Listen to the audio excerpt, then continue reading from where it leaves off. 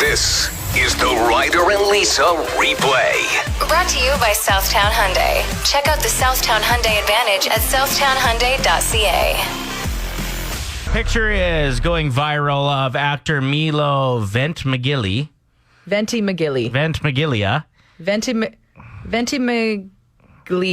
Mm-hmm. You all know him. You know who he is. He's from This Is Us. Okay, now you know who he is. Crockpot. Yeah. He was wearing short shorts out of the gym, and ladies are going crazy about his legs. And so this has spurred a conversation and a potential shift in fashion where short shorts are very much going to be in for men this summer, apparently. Now, when we say short shorts, it almost looks like he's wearing women's booty shorts. From the front, that's what it looks like. That's the cut.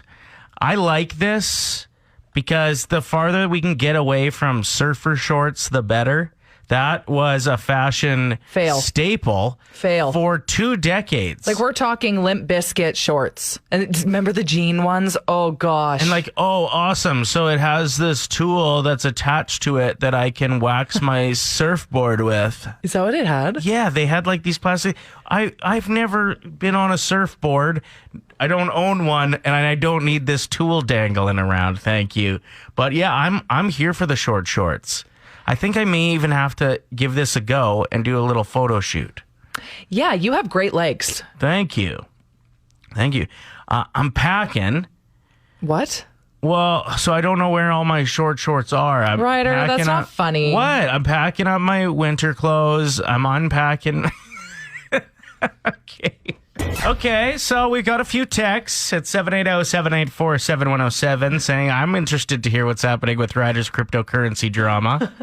What's this article that you came across? So one of my favorite satire websites and Instagram accounts is Reductress. It's all female writers, and they just make fun of all of us humans on Earth. And this article was printed on April 6th, and it says, how to politely astral project when he brings up cryptocurrency. So basically having an out-of-body experience when someone starts talking about something you don't care about. And that's what's about to happen in 5, 4... Listen. I'm just kidding. Okay, tell everyone what's been going on in your cryptocurrency I don't world. even know what crypto is. Me either. Like, to break it down simply, I feel like it's space on the internet that takes a lot of energy to create, and somehow people have monetized that. That's how it was broken down to me, and I'm like, oh, I still don't understand. Well, and all I had to read was it's bad for our carbon footprint, so I was like, oh, okay, I'm not interested in even learning about it then. Well, that stresses me out. So I've been contemplating throwing some money at it because it just seems to keep growing. And that's when you want to put money into something that's just growing all the time. So at what point in life are we going to be paying for things with cryptocurrency? Is that a thing down the road? Already. Oh, I didn't know that. There's car dealerships that are taking it. No way. As currency. You can pay off certain credit cards. Like Visa, I think, is allowing you to pay credit card bills with Ethereum, which is one of the cryptos. So Bitcoin was going to... It was too big for me to dive in when I wanted to dive in. I wanted to jump on something a little smaller and watch it grow. So I got into Ethereum. And that's a different kind of cryptocurrency? Yes. Got it. Okay. Put $200 in. It turned into $250, $260 real quick, and I kept on seeing it. Are you having one of those out-of-body experiences? What? No, I was reading a text from Matt. Bitcoin and Ethereum are bad for the environment. You have to invest in XRP. So this is a completely different language to me. But continue. I listen to your stupid animal facts around here. Stupid? Yes. I don't care what seagulls think of their siblings, Lisa. A lot of people do. But I listen. Okay, I will focus. Focus. Anyway, it went up and I sold. And then my plan was to wait for it to drop and then buy back in, but then it just kept going up. And now I'm like, oops. So I had to buy back in again. And like, how much? Like, how much more? I put my $250 or $60 in, but it would have been worth like $300 and some now. And I just... That's only like $40. I know, but it's a precedent thing. So you just have an app? Yeah. And you put money into the app. You use your Visa to put the money in? Mm-hmm. I believe I transferred from my bank account $200. Big money. Big, like game-changing stuff. It sounds like a small... Please, listen. You're zoning out again. Sorry, I started looking off.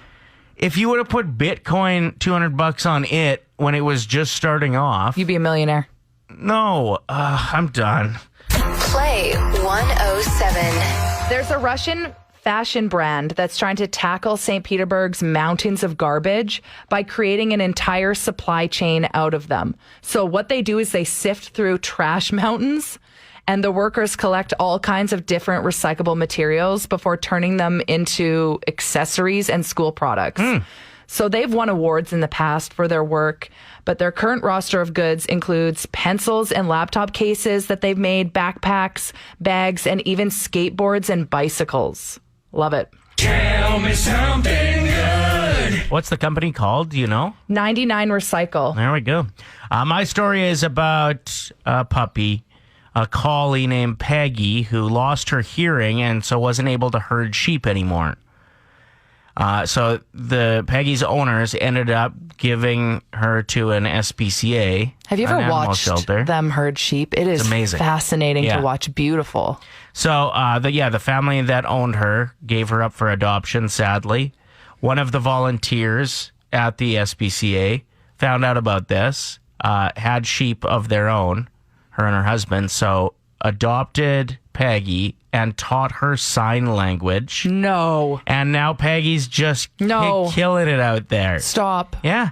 Taught the dog sign language. They said positive reinforcement is what they used, and repetition. But yeah, she's able to herd sheep again. That's so wonderful. Was her true calling. Tell me something good. True calling.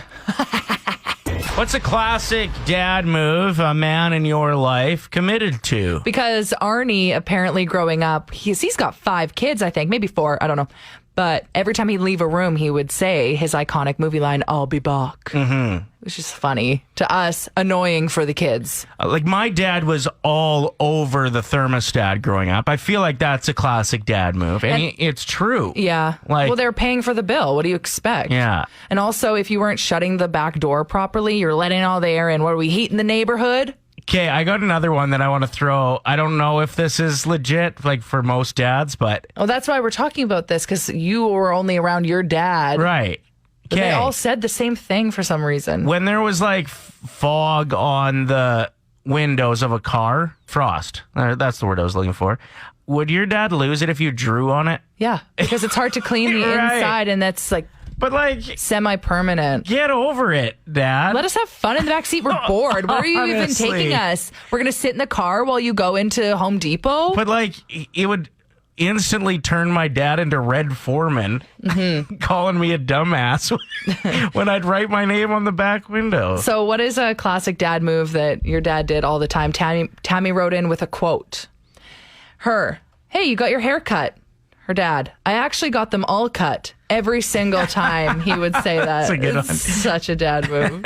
What do you got for us? So my dad's typical move was just always grumpy, just like storming around in his gaunch and his undershirt and just always yelling at us just to like shut up and be quiet. Like, Why were we always too loud for our dads? Do they have more sensitive ears, or they're just sick of us? oh, that's a good question. But we never really took him too seriously, so, you know. It would be hard to take him serious in that outfit. Yeah, often with like the holes in the underwear, you know, we're like, Dad. Ew! Thanks for the call. Appreciate it. Jamie wrote in, and what the best part about these texts is how many of them are parents now, and they're saying the quotes. I would say, Dad, I'm thirsty. And he would reply, I'm Friday. Let's meet Saturday and go for a Sunday. I say this to my kids all the time now. They hate it. That reminds me of the windy one. It's that? well, when it's windy, if you say it's windy, you'd be like, no, it's actually Monday. Oh, yeah. 780-784-7107. Catherine said her dad actually stood on the step with a shotgun to intimidate an ex-boyfriend he didn't like. That's a classic dad move. We want to hear from you if you got one. 780-784-7107. This text says, my dad told me to check the taillights and then he'd take off down the road. He used to get me with that that's all the funny. time. That's so funny. Go check but the also taillights. probably traumatizing. Right. You think back and you're like, oh, that's what prompted that. You know how much money I've spent in therapy talking about that? Thank you for checking out the show. So if you want to mess with somebody at Starbucks, there's a new trend that can help you do just that. Mainly, it seems like women are tricking guys into ordering a drink called Pinkity Drinkity that doesn't actually exist, but now they've started making strawberry coconut drinks with them. It's an iced drink, and apparently it's super popular with the breastfeeding community. They call it their pink drink, and it's supposed to help with breast milk production. I'm not really sure what the science is behind that, but James Charles, who's like a really well-known makeup artist, he's the one that came up with the name Pinkity Drinkity, and it's taken off since. So now it's a TikTok trend where when the driver is like asking you, like, what do you want?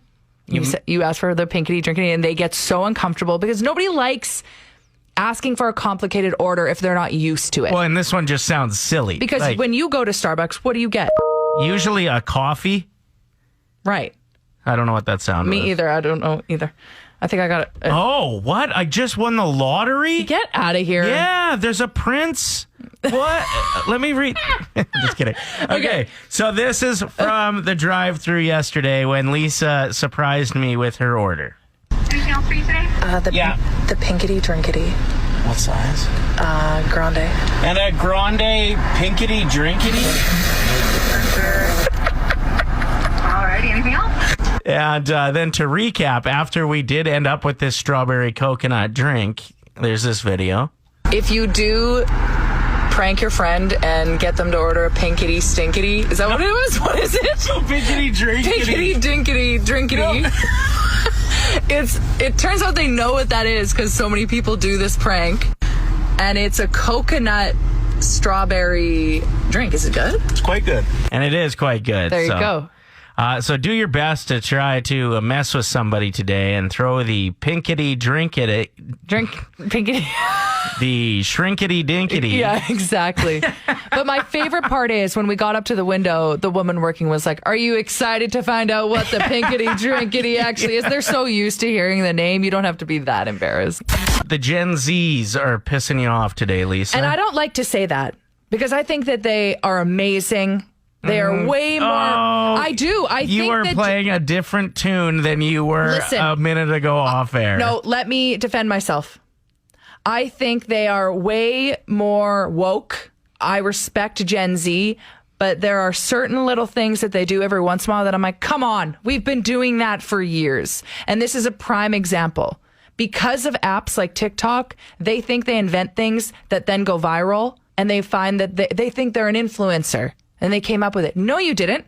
This article is telling me, buttered saltine crackers are the latest snack trend. No, it's not. Do you want to know when saltine crackers were invented? 1876. When was butter invented? Well, pretty sure the Middle Ages. Pretty sure that's been around for a long time. Right. So there's a good chance that like our forefathers were even buttering their saltine crackers. Oh, in 2000 BC, yeah. They were buttering things. They were buttering their berries. Play 107. It is time for the Nostalgia Off, where we both come up with a list of things that'll bring you back. You just let us know whose list resonates with you more. I still have the stupid arm sleeve tattoo of temporary dinosaurs that I put on for losing the wager a couple weeks ago. 2 weeks ago. Yep, they're starting to wash off a bit. And then last week I lost, so I had to play Knock Knock Runaway. Mm-hmm. So this week, the loser has to rock a puka shell necklace for an entire week straight. That's so ridiculous. So we need your votes. They matter. 780-784-7107. So the Nostalgia Off. You want to go first, Ryder? Yeah, I've got a lot today to choose from. I've been brainstorming. We each heavily. have 5. Okay. Yes, I'll start. Okay. Clipping up a Panasonic Shockwave and cranking up a Fire Mix CD that you drew flowers on. Flowers? Or like something. Okay. Just like you draw on your CDs. What about those cool S's that everyone drew? When the teacher would rearrange the desks in the classroom and it felt like this weird fresh start, when really they finally realized which students talked too much and had to separate them. We didn't know it back then, but that was the whole point. Your mom hating Bob Saget on America's Funniest Home Videos and it hurting your feelings because Danny Tanner was kind of your dad. When your parents made you wear your first pair of corduroy pants and they were so uncomfortable, but they forced you to wear them. Doing really lame tricks with your devil sticks.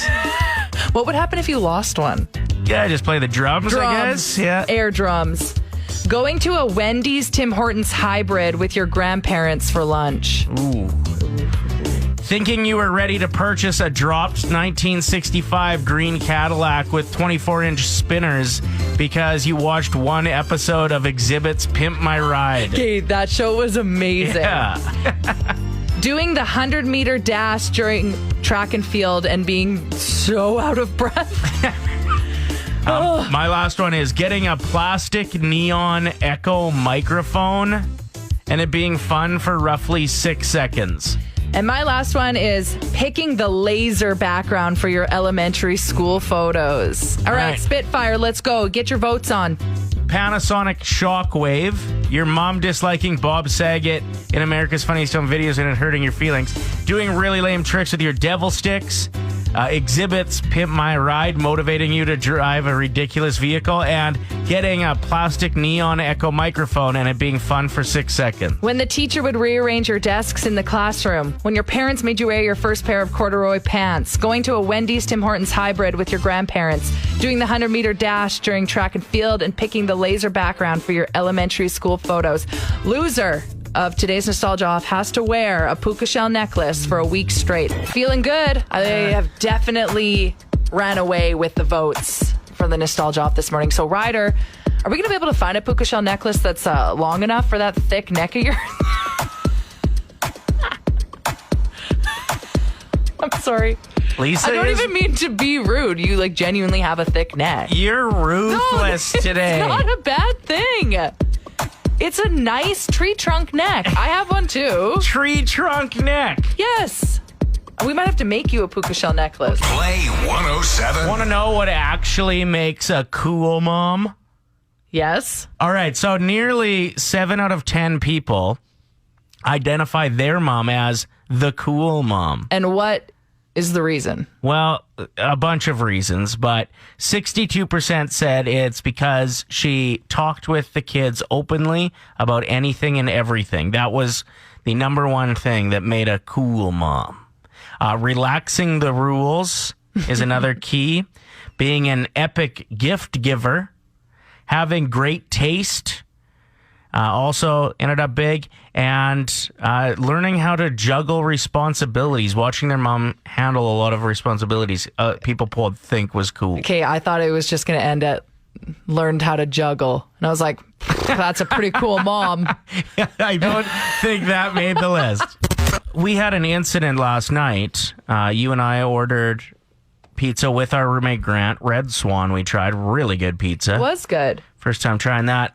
The crust is great. It has sesame seeds on it. And then I watched Grant dispose of his pizza crusts. Well, he tried to. He's like confused with the new garbage bins that Edmonton just rolled out. And he's like, do pizza crusts go in our green compost bin? And I was like, no, they go in your stomach. You're not 4. Like, He's 32 and he doesn't eat his pizza crust. What's wrong with you? You dip that in ranch. They're just breadsticks. Delicious breadsticks. Listen, I get that it might not be your favorite part of the pizza. And I even understand people that'll like eat the crust first, get it out of the way, and then enjoy their pizza. But like, get it in you. It's so fascinating to me how we grew up never wanting to eat our crust. And our parents would say, you know, it's good for your eyesight. Yeah. What? Ryder and Lisa. Brought to you by Southtown Hyundai. Play 107.